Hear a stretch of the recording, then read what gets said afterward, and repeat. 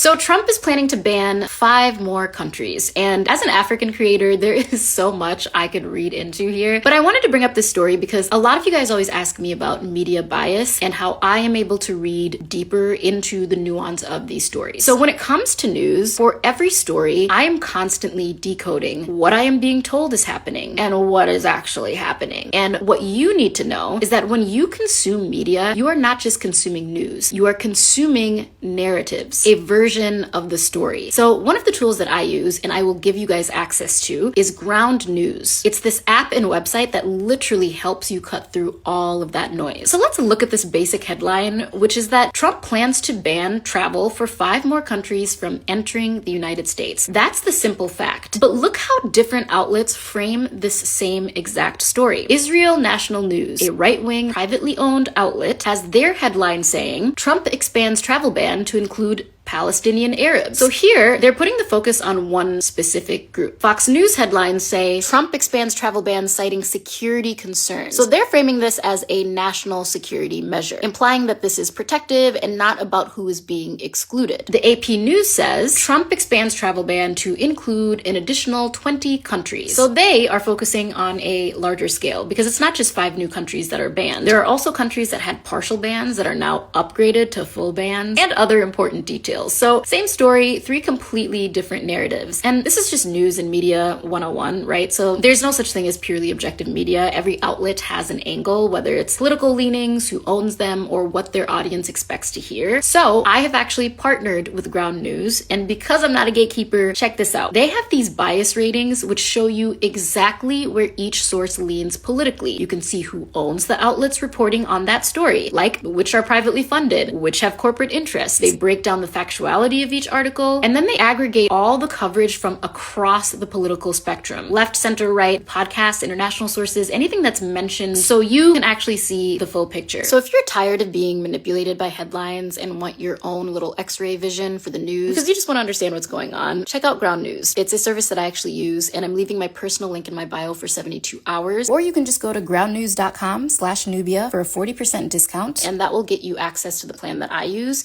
and you can be a part of a better ecosystem of information and responsible journalism. Happy holidays.